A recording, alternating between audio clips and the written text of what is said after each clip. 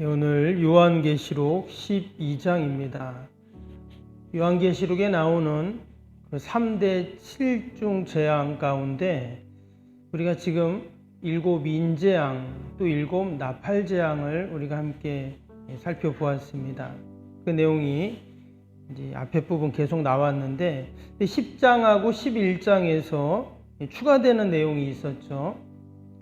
근데 또 오늘 보니까 12장에도 바로 이 7번째 나팔재앙과 함께 첫 번째 대접재앙이 나왔는데 또다시 다른 내용이 추가되는 그런 내용이 나옵니다. 그래서 12장에서 또 15장까지 추가되는 재앙들이 나오거든요. 여러분 지난번에 나눠드린 프린터물을 보시면 이건 그냥 읽다 보면 헷갈리는데 그 프린터물에 정리가 되어 있습니다. 그걸 보시면서 참고를 하시면 되겠습니다. 우리 앞에 10장, 11장에서는 누가 나왔습니까? 힘센 천사가 나왔었죠. 그 천사가 요한 사도에게 여러 가지 이야기를 하고 또 그 마지막 때 종말의 때 그 세상을 심판하는 하나님의 심판의 대행자로서의 모습으로 이렇게 나왔었습니다. 그래서 그 힘센 천사가 미가엘 천사장인지 또 힘센 천사인지 뭐 정확히 알 수는 없지만 힘센 천사가 여러 가지 일들을 하는 것들이 나왔고요. 오늘 12장에는 이번에는 천사가 아니라 이제 사단 마귀가 나옵니다. 오늘 12장 전체 보면 그 사단 마귀가 과연 무슨 일을 하는지 정체가 뭔지 그런 얘기가 나와요. 오늘 보면 2절에 이런 말씀이죠. 이 여자가 아이를 베어 해산하게 되매 아파서 애를 쓰며 부르짖더라 그랬습니다. 여기 보니까 한 여인이 아이를 해산을 했다 이렇게 좀 나왔어요. 근데 3절에 보면 하늘에 또 다른 이적이 보이니 보라 한 큰 붉은 용이 있어 머리가 7이요 뿔이 10이라 그 여러 머리에 7 왕관이 있는데 그랬습니다. 과연 이 아이를 뵌 여인이 누구이고 또 머리에 붉은 용이라고 했죠. 머리가 7이고 뿔이 10이고 괴물의 모습입니다. 과연 이 붉은 용은 누구인가? 궁금하잖아요. 그렇죠? 이 지금 요한 사도가 하나님이 보여주시는 그 환상을 보고 계시를 보고 있는데 이거를 읽고 있는 우리나 또 초대교회 성도들은 너무 궁금했을 겁니다. 이게 도대체 뭔가? 근데 지난번에도 말씀드린 것처럼 우리가 이거를 굳이 붉은색 이러니까 하얀색하고 반대되는 이런 의미로 우리가 해석을 하고 이해를 하면 절대 안 됩니다. 그냥 말 그대로 아이를 뵌 여인이 나오고 그리고 이 붉은 용이 그 아이를 잡아먹으려고 하고 근데 그 여인이 어떻게 됐다 그랬어요? 6절 보세요. 그 여자가 광야로 도망하며 거기서 1260일 동안 그를 양육하기 위하여 하나님께서 예비하신 곳에 있더라. 하나님이 예비한 곳에 그 여인이 그렇게 피해서 있었다. 우리가 말씀을 읽을 때 그냥 그렇게 이해를 하면 됩니다. 이 여인이 누구니 하면서 나니 이렇게 막 하는 사람들이 있거든요. 그렇게 절대 해석을 하면 안 된다 하는 말씀을 다시 한번 드리고 여기 나오는 이 붉은 용이 말 그대로 뭐라 그랬어요? 밑에 보시면 나오죠.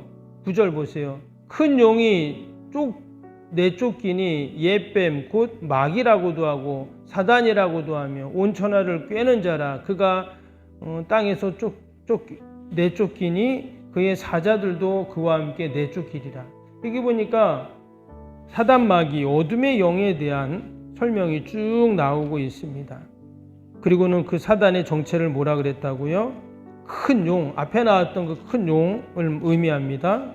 그리고 뱀이라고도 하고 마귀, 사탄, 온 천하를 꾀하는 자, 그리고 땅에 쫓겨난 자 이렇게 쭉 설명을 하고 있습니다.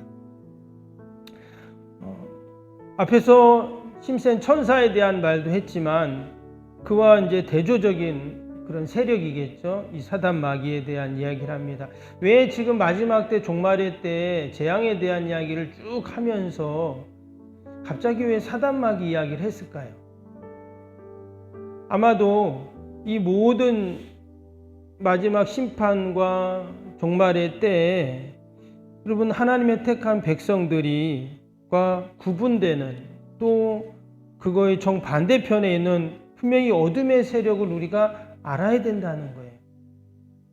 근데 이것은 꼭 마지막 때만이 아니라 여러분 이 사단 마귀가 지금은 없다가 그때 갑자기 툭 어디서 튀어나온 게 아니죠.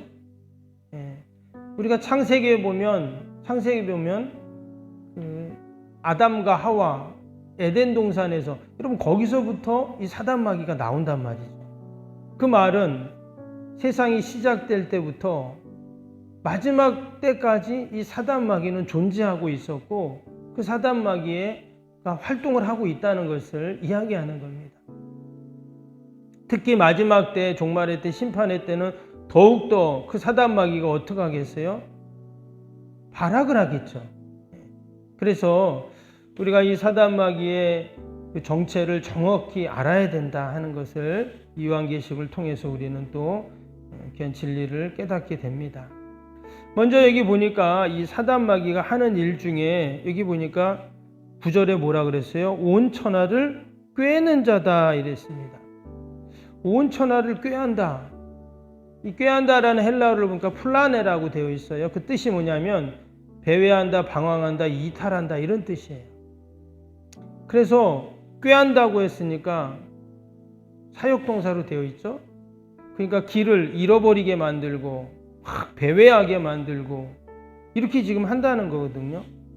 속이는 그런 일을 하는 게 바로 이 사단 마귀 하는 일입니다. 그리고 또 이어지는 10절도 보세요. 내가 또 들으니 하늘에 큰 음성이 있어 이르되 이제 우리 하나님의 구원과 능력과 나라와 또 그의 그리스도의 권세가 나타났으니 우리 형제들을 참소하던 자 곧 우리 하나님 앞에서 밤낮 참소하던 자가 쫓겨났고 아까 그 사단 마귀가 쫓겨났다고 했는데 내쫓겼다고 했는데 그를 뭐라고 말했냐? 참소하는 자라 그랬어요. 참소하기에 하나님이 내쫓겼다는 거예요. 참소가 뭡니까? 막 고소하고 비난하고 이런 뜻이잖아요. 사단 마귀의 실체가 그가 하는 일이 지금 계속 드러나고 있습니다. 요한복음 8장에 보면 예수님도 이 사단 마귀에 대해서 언급을 하셨어요. 거기서는 뭐라고 하셨냐면 이 사단 마귀는 8장 44절에 너희는 너희 아비 마귀에게 났으니 너희 아비의 욕심대로 너희도 행하고자 하느니라. 그가 처음부터 살인한 자요 진리가 그 속에 없으므로 진리에 서지 못하고 거짓을 말할 때마다 제 것으로 말하나니 이는 그가 거짓말쟁이요 거짓의 아비가 되었음이라 그랬습니다. 이 사단 마귀가 거짓말하는 거짓말쟁이요 거짓의 아비다. 그럼 그가 참소하는 내용도 뭐겠어요? 다 거짓이겠죠. 결국은 이 사단은 거짓의 주체입니다. 거짓의 아비라고 했으니까 마치 믿음의 조상이 있듯이 거짓의 조상이 누구예요? 사단 마귀인 겁니다.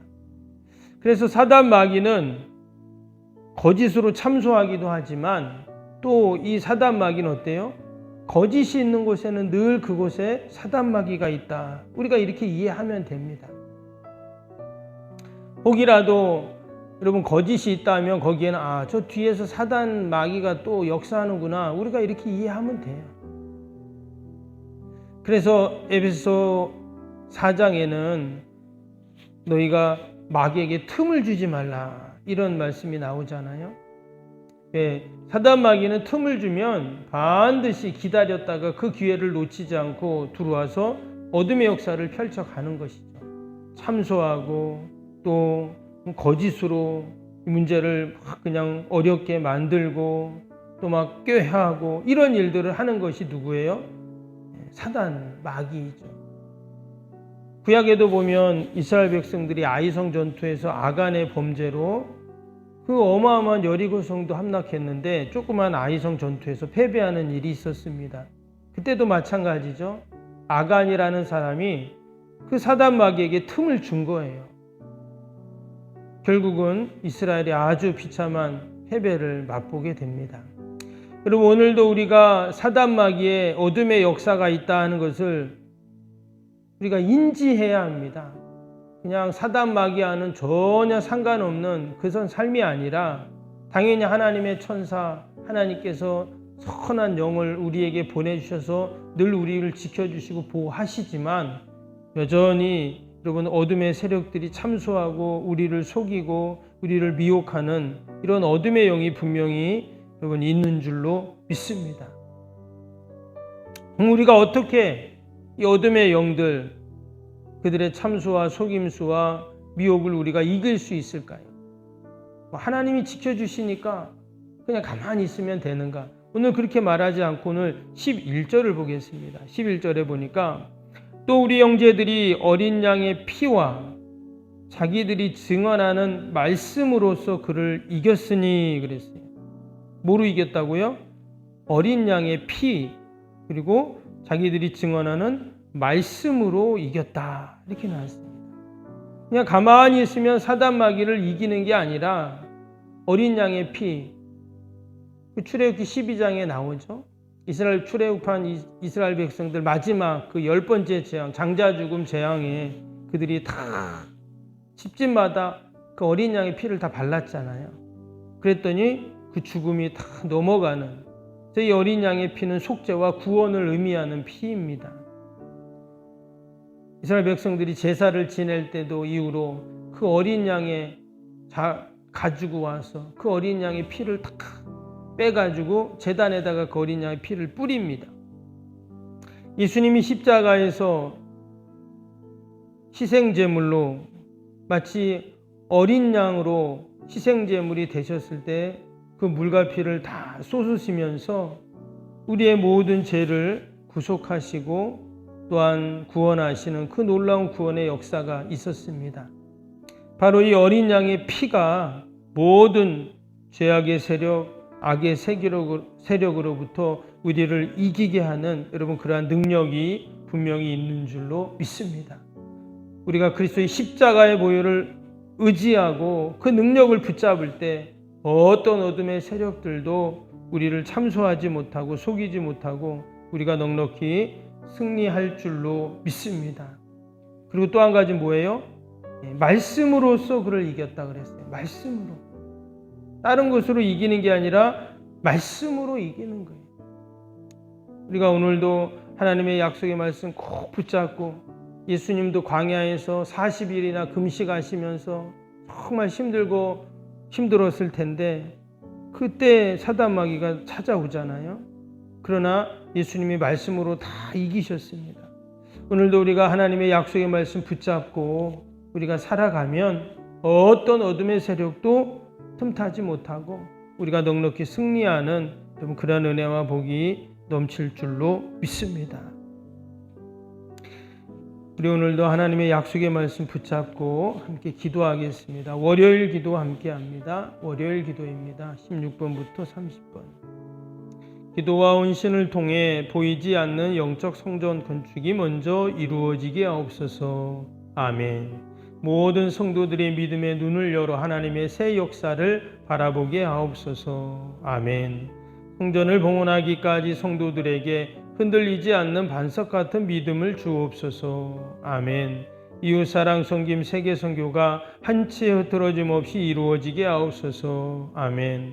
새로운 공간 다음 세대와 모든 열방을 구원하는 축복의 통로가 되게 하옵소서. 아멘. 교회 건축에 고통당하는 자들의 치유와 회복의 성산으로 쓰임받게 하옵소서. 아멘. 온 성도들이 주님의 거룩한 비전에 하나 되고 소명을 따라 헌신하게 하옵소서. 아멘. 각자의 형편은 다르지만 주님께 빚진 자의 마음으로 동일한 헌신을 하게 하옵소서. 아멘. 성도들이 물질을 드릴 때마다 세상이 줄 수 없는 감격과 기쁨을 누리게 하옵소서. 아멘. 성도들이 땅의 기름진 복을 받아 약속한 모든 헌신을 넉넉히 감당하게 하옵소서. 아멘.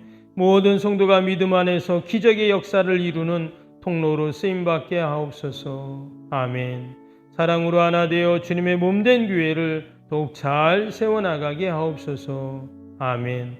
주님이 피로 사신 교회를 더욱더 사랑하게 하시고 서로를 돌아보게 하옵소서. 아멘.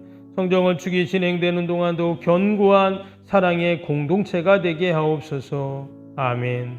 공동체를 위협하는 어떤 역경과 도전에도 사랑으로 믿음으로 승리하게 하옵소서. 아멘. 예수님의 이름으로 기도합니다. 아멘.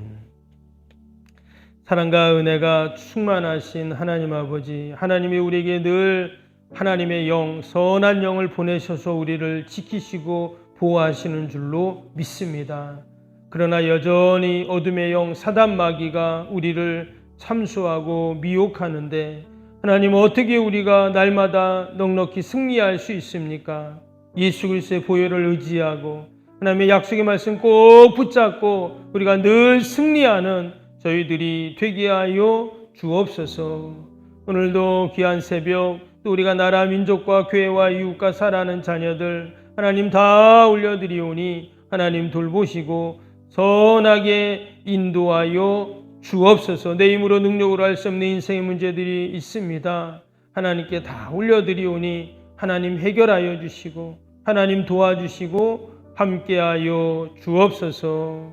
아버지, 오늘도 우리 살아가는 자녀들 어디 있든지 믿음으로 살게 하시고 늘 강건케 하시고 시온의 대로로만 나아가게 하여 주옵소서. 오늘도 우리의 모든 기도의 제목 하나님 신실하게 응답하여 주옵소서. 예수님의 이름으로 기도하옵나이다. 아멘. 하늘에 계신 우리 아버지, 아버지의 이름을 거룩하게 하시며 아버지의 나라가 오게 하시며 아버지의 뜻이 하늘에서와 같이 땅에서도 이루어지게 하소서. 오늘 우리에게 일용할 양식을 주시고 우리가 우리에게 잘못한 사람을 용서하여 준 것 같이 우리 죄를 용서하여 주시고 우리를 시험에 빠지지 않게 하시고 악에서 구하소서. 나라와 권능과 영광이 영원히 아버지의 것입니다. 아멘.